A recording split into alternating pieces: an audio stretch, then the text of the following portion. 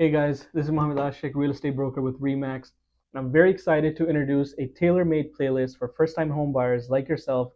Now, home ownership is one of the most important decisions that you can make in your life, and that is why I've created a series of videos that help you navigate through the entire process. Now, with the first video, we're going to be going over all the essential steps, and then we'll move on to the closing costs and down payment requirements and everything else. So get ready to turn your dreams of home ownership into reality. Hit subscribe and let's get started with the first video. So the first step is to decide whether you're ready to buy a home. And here are some factors you should consider to ensure you're ready to be a homeowner. First thing is your income and employment status. So the lender will want to see a work history, usually about 2 years, to ensure stable and reliable income. If you're on a payroll, you need to provide pay stubs and tax returns or other documents if you're self-employed, such as your corporation documents if you have a corporation and you're self-employed, and then also your liquid assets. So the amount of money you'll need for a down payment depends on the loan type and how much money you borrow. So in Canada, you can buy a home with as little as 5% down payment, though there are benefits to putting down more, and we will get into more details later on in this video. Next, we have the credit score. So credit score dictates what loans and interest rates you qualify for. Your credit score tells your lender how risky it is to lend money to you. So this shows how consistently you pay off your bills and debts. Taking steps to improve your credit score and reduce your debt can pay off big as you prepare to get a mortgage. Better numbers mean better loan options with lower interest rates. And next is timing. So timing is different for everyone. So it depends on personal factors such as financial readiness and lifestyle preferences and market conditions such as economic health and current mortgage rates. So it's best to sit down with our mortgage team and you consult with an expert before making a big financial decision to purchase a home. Now here are some frequently asked questions from step one. So the first question, what score will you need to qualify for a home loan? So most lenders require a credit score of at least 680 and above to qualify for the majority of the loans. A score above 720 will generally get you the very best loan terms. If your credit score is 680 and above, you qualify for an A lender, which is usually the big banks, and will get the best rates. If your credit score is lower than 680, so you'll qualify for a B lender and will need to go through alternative lending services. Now, sometimes what happens is if you have a lower credit score, but you're buying with a spouse who has a much better credit profile, then some lenders can overlook that. But it's best to sit down with a mortgage team who can better service you on that end. Next question, how much down payment will you need? So in Canada, you can buy a home with as little as 5% down payment, although there are much better benefits of putting down more down payment, and we will discuss that later on in this video. Next question, number three, what is your credit score based on? So your credit score is based on your payment history, the amount of money you owe, the length of your credit history, the types of credit you've used, like your credit cards, line of credits, personal loans, installments, and your pursuit of new credit. Now, step number two is to get pre-approved for a mortgage. So when you apply, your lender will give you a pre-approval letter that states how much you're approved for based on your credit, assets, and income. You can show your pre-approval letter to your real estate agent so that they can help you find homes within your budget. Now, a pre-approved mortgage lets you know how much you can afford, what your interest rate will be, and what your monthly mortgage payments will look like. So during our VIP homebuyer consultations, we have an expert from our mortgage team sit down with us, review your credit file, and once they speak to the lenders, they will provide you with the mortgage pre-approval, which we will then use to find out how much you can afford, what your interest rate will be, and your monthly mortgage payments, and we start looking for homes within your budget. Now, some frequently asked questions for step number two. First question, what does the pre-approval process involve? So it involves your income, your assets, and a credit check. So the mortgage broker needs to check how credit-worthy you are in the lender's eyes and see how much the lender will approve you for. Question number two, what if I don't get it pre-approved? So you can approach alternative or private lenders, although rates are typically higher since the risk is higher for the lender. You can also get a cosigner. Cosigners are typically spouses whose income is used to help you qualify and are on the title of the property and must sign all mortgage documents.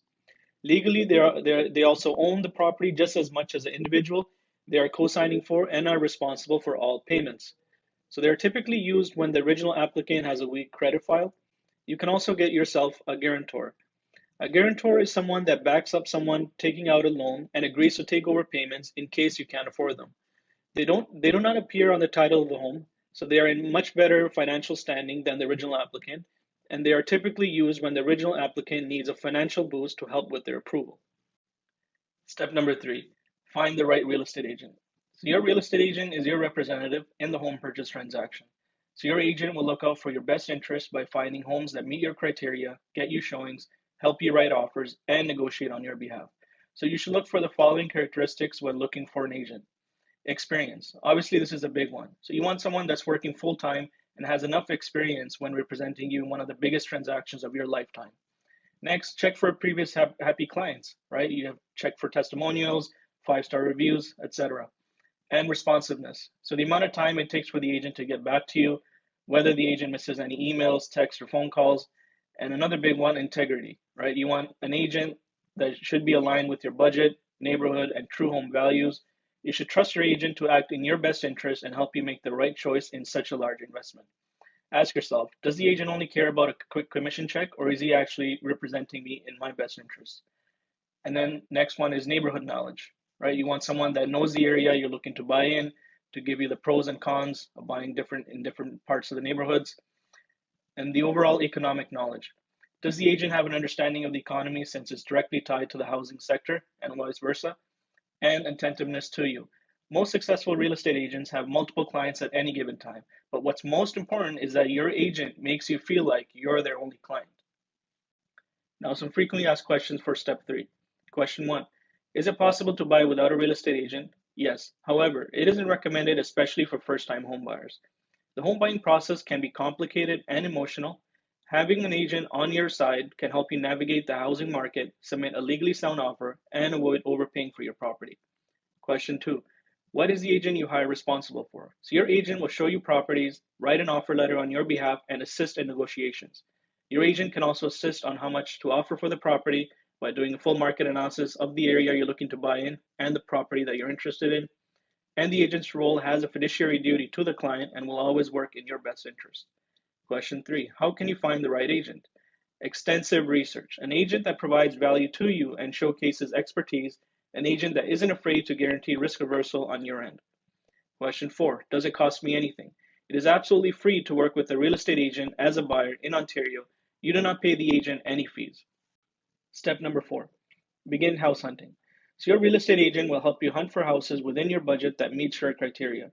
It's a good idea to make a list of your top priorities. What are the negotiables and the non-negotiables? So you want to look for a home that will meet your needs not just today, but also 5 to 10 years into the future. First is location. Do you want to live in downtown, in the suburbs, or in a more rural environment? Do you want to live close to work, school, recreational facilities, parks, or public transit? Is there a specific neighborhood that you prefer? And then there's size. How many bedrooms, bathrooms do you need? Do you need space for a home office or for extra storage? Do you need a garage? And then special features. Do you require an air conditioner or a swimming pool? Is it important that your home be environmentally friendly? And then there's lifestyle. Are you planning to have children? Do you have teenage children? Are you close to retirement? Is it important you live close to family or friends? So these are just some of the criteria that you should consider before you begin house hunting. Now, some frequently asked questions for step 4. Question 1, what are some of the things to consider when shopping for a home? So usually look at things like price, square footage, home condition and possible need for repairs, access to public transportation, number of bedrooms or bathrooms, backyard or swimming pool options, local entertainment options, local school district ranking, property value trends, property real estate taxes. Now, in certain properties, there are other things that you can look at, and your real estate agent can guide you in, such as, are there any open permits? Maybe the seller decided to renovate the basement and he took out some permits through the city. So are there any open permits that you need to be looking into before you decide on the property? So these are a lot of things that your real estate agent can guide you with. Now, question number 2, who decides which property is right for you? At the end of the day, you ultimately do. Your agent can only give recommendations. Question 3, how many homes should you see before you decide which one you want to make an offer for? So you want to see plenty of homes before you make an offer. The more the better, but at the end of the day, you ultimately decide which home is the one for you. Question 4, can't I just find homes online? Yes, and you should be involved as much as possible in the process. It is a joint effort. However, it is my job as an agent to provide you with exclusive deals such as off-market properties, homes not listed online, distressed or foreclosure properties, and in general, great deals. Step 5, make an offer on a house. An offer letter must be submitted in writing after touring and looking at properties that you like. The offer letter contains several key parts such as the date, conditions, and the price. First up, date. There's two dates that you look at, the completion date or the closing date. So the conveyancing happens here. Funds are transferred to the sellers and the title of the home is transferred to your name. Next, the title search date. So your lawyer will perform a title search of the property on this date, which is about 2 weeks prior to completion date, and they'll check for is it a clean property or are there any covenants, easements, liens, or any lawsuits attached to the property. Next, conditions or subjects or contingencies. So conditions are put in place to protect the buyers, you. So you have usually 5 days to meet the requirements of these conditions put in place. First big one is the financing condition. So during this phase, you submit the agreement paperwork of this home to the bank and you wait for them to give you a formal approval for financing for this home before you remove that condition. Next, the home inspection. So professional home inspector will go through the whole house and find any defects. And then there's a status certificate condition. So for condo townhomes and condo apartments, this would be in the status certificate documents, which are reviewed by the lawyer, and we'll get more into the details later on. And then there's also extra items that you may want to include in the purchase, such as window coverings, or perhaps there's a hot tub that the seller is willing to negotiate on. And these are some of the things that we can put in the offer letter. Price. Now, the price is usually based on market supply, market demand, and where the market is right now. Is it a buyer's market or a seller's market? So during the time of purchase, we will decide the best price and have a more in-depth conversation to offer so we minimize the chances of losing out on your dream home. Most offers also contain a small deposit. So the deposit is usually 3 to 5% of the purchase price, although higher deposits can be beneficial in multi-bid situations. And the deposit goes towards the down payment of your home if you decide to purchase the home. Negotiations. A seller can respond in one of three ways. They can either accept the offer. If the seller accepts the offer, you can move on to the next step. Or they can reject the offer. If the seller rejects your offer, the ball is back in your court.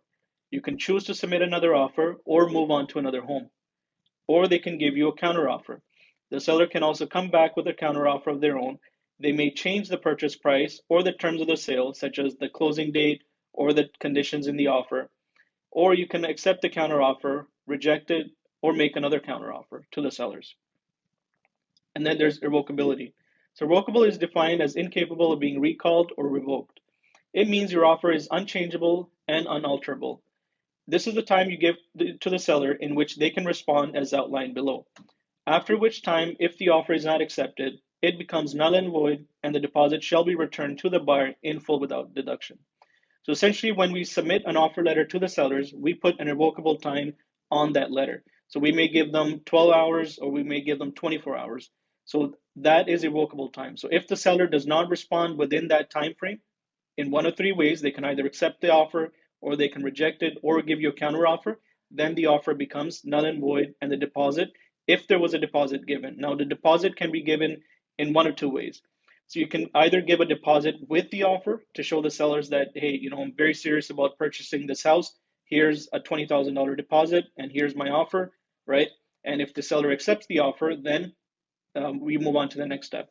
But if the irrevocable time expires, then the deposit is returned to you and the offer becomes null and void and deposit is returned to you in full without deduction.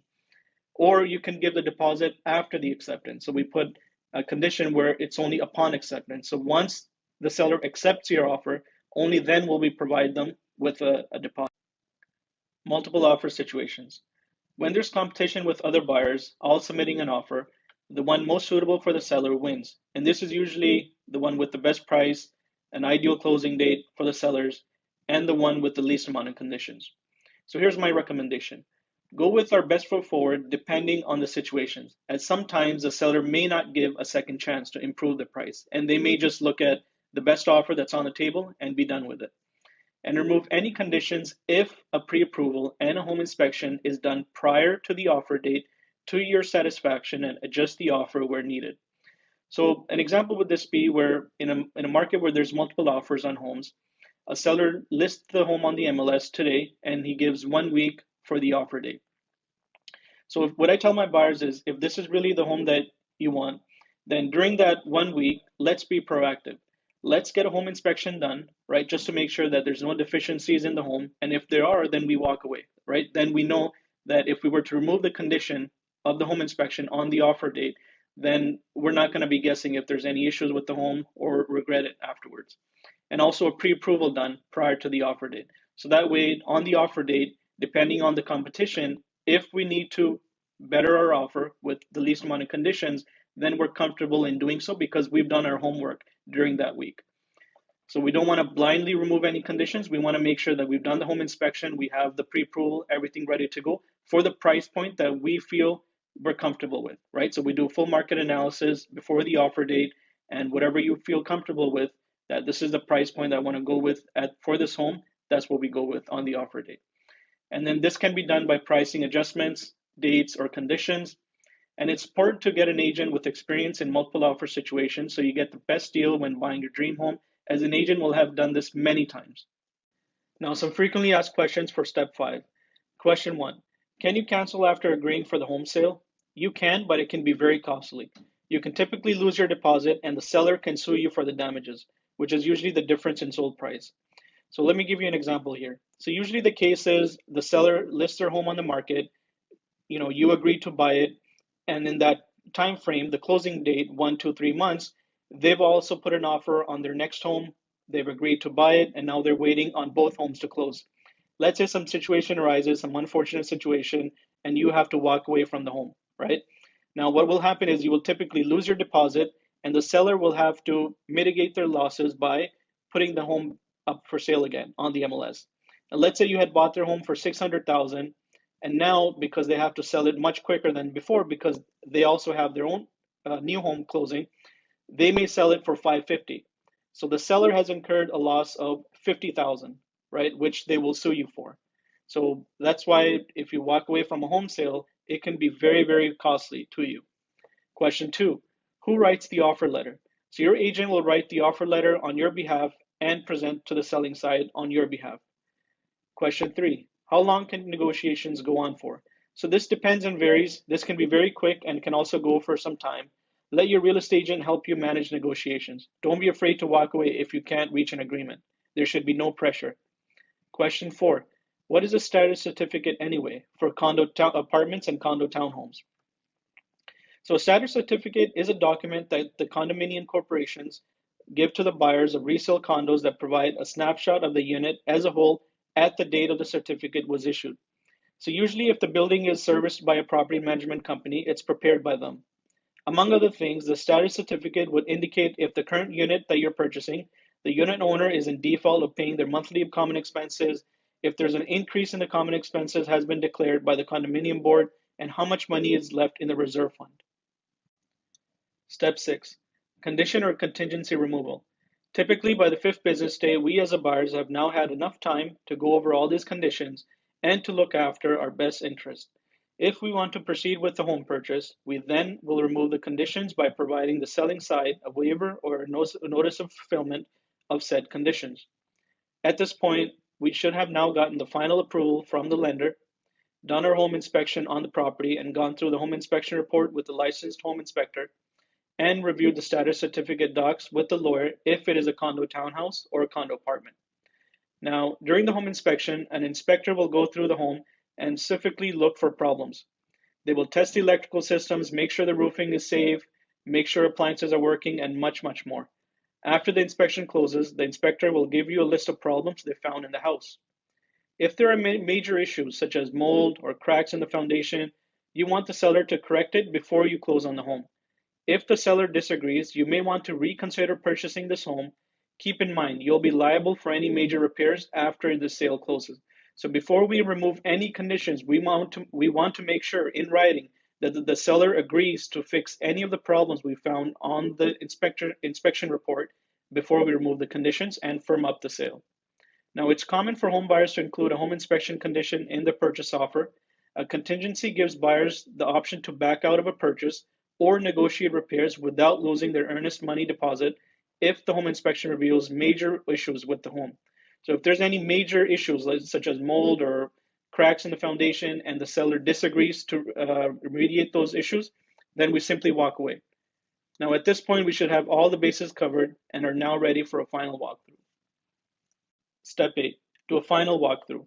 You should do a final walkthrough in your new home before you close, typically a few days before closing, even if you're 100% committed to the property. This time allows you to check and make sure that the seller has made the repairs you requested and cleared out the property. Walk through the home and make sure the seller hasn't left any belongings. Check your repair areas if you requested them, and keep an eye out for pests. You may also want to double check your home systems one final time to make sure everything is in working order. If everything looks good, it's time for you to confidently move towards closing. So final walkthrough is very, very important to do a few days before closing. I've seen so many horror stories over the years, such as the seller replacing the appliances that were originally in the home prior to closing. Let's say they had really good appliances during the showings and the time that the house was on the market, and then a few days before closing, they'll put other maybe used appliances in the home. And the buyer just didn't do a final walkthrough, and then they only found out after closing. So if there are these issues, then you're able to let your lawyer know before closing that, hey, the seller switched out the appliances, or we had requested this repair, but it's still not done. So that way you can remediate these issues prior to closing. Step 9, close the sale.